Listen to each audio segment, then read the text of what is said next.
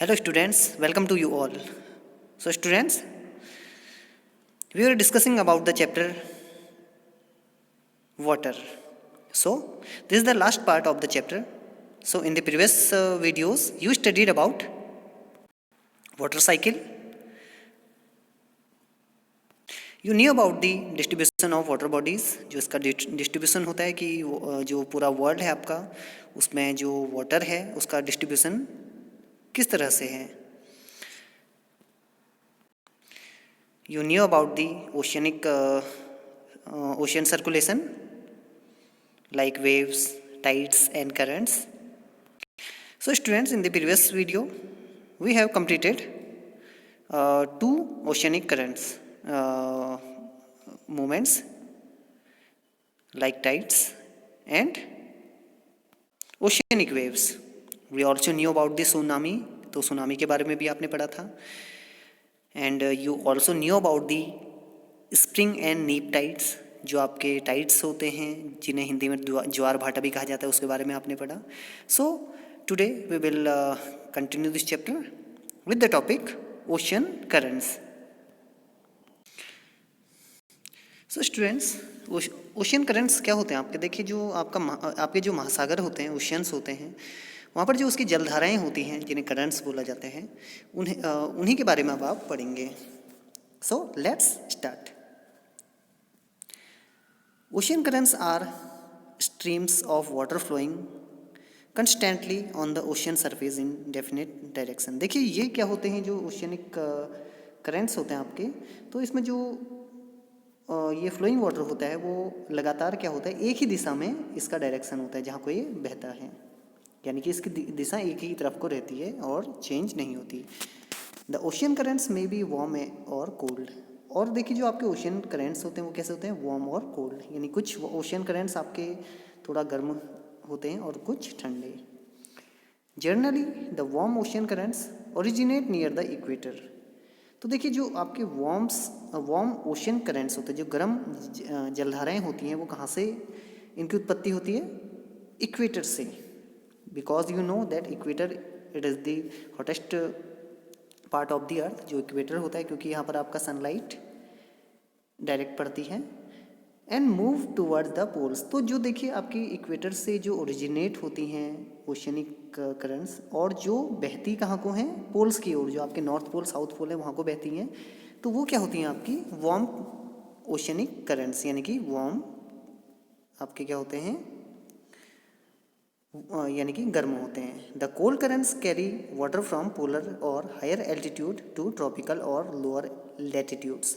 और देखिए, जो आपके कोल्ड करंट्स होती हैं, यानी कि जो ठंडी जलधाराएं होती हैं, उसमें जो वाटर होता है वो आपके पोलर रीजन से, जो आपके नॉर्थ पोल साउथ पोल होते हैं, तो वहाँ का जो हायर एल्टीट्यूड रीजन होता है वहाँ से ये ट्रॉपिकल और लोअर लैटिट्यूड्स की ओर ये क्या करती हैं, इनका डायरेक्शन होता है.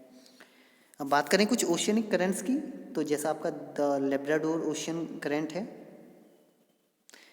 Is cold current, while the gulf stream is warm current. अब देखिए, अगर आपका लेब्राडोर ओशियन करंट है तो ये कहाँ से ओरिजिनेट होगा? ये आपका पोल्स की ओर से आएगा. और कहाँ को आएगा? इक्वेटर की ओर. और अगर बात करें गल्फ स्ट्रीम की, तो गल्फ स्ट्रीम आपका वार्म करंट है, तो ये इक्वेटर रीजन से इसकी जो डायरेक्शन होगा वो होगा पोल की ओर. The ocean currents influence the temperature conditions of the area.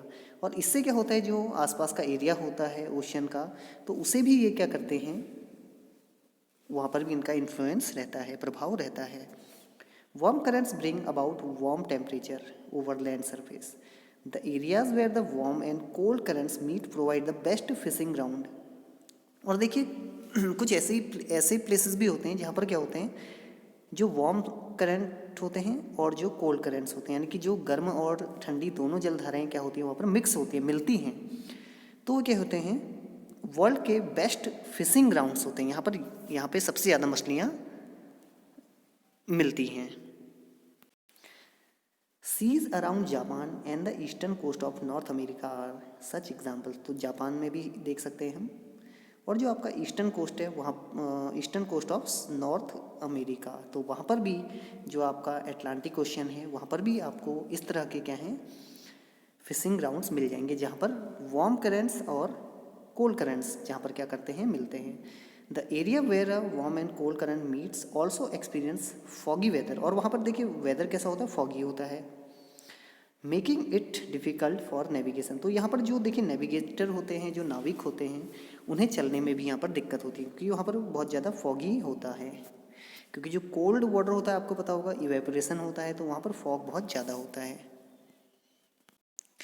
So students, this the map diagram of currents, oceanic currents. So here you can see, first let's discuss about warm currents. warm currents का आपका जो direction होता है वो कहाँ से होता है, इक्वेटर। देखिए ये आपका इक्वेटर है, जैसे अगर आप अर्थ बना लें यहाँ पर ऐसे, तो अर्थ का क्या, ये मिडिल जो इमेजिनरी लाइन है आपकी, इसे बोला जाता है इक्वेटर।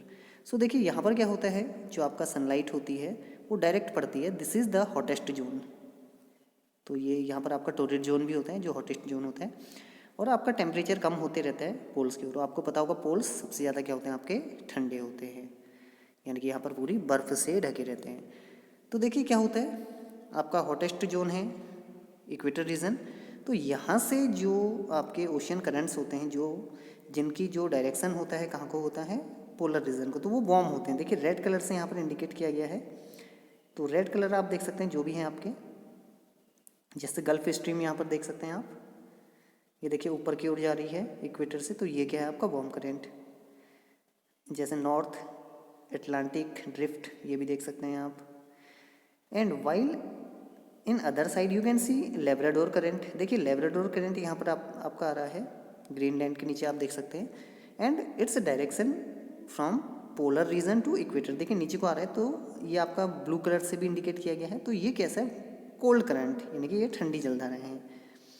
तो यहाँ पर आप जहाँ पे भी देख सकते हैं, जैसे अलास्का करंट है आपका वार्म, यहाँ पर आपके इसके नीचे कैलिफोर्निया करंट है। देखिए इसकी जो डायरेक्शन है पोलर रीजन टू इक्वेटर, तो ये क्या है आपका ठंडी जलधारा। So here you can also see, देखिए कुछ ऐसी हैं आपके यहाँ पर देख सकते हैं आप, जैसे आपका ये है हम्बोल्ट करंट, पेरू करंट, यहाँ पर देख सकते हैं आप। वेस्ट विंड ड्रिफ्ट, ये भी देख सकते हैं आप, ये वापस कहाँ को जा रही है आपकी, इक्वेटर की ओर। और यहाँ पर आप देख सकते हैं Brazilian current, this is warm current, and from here it is moving, और यहाँ से देखिए घूम रहे हैं, और यहाँ से आपका ये है Benguela current, so this is cold current.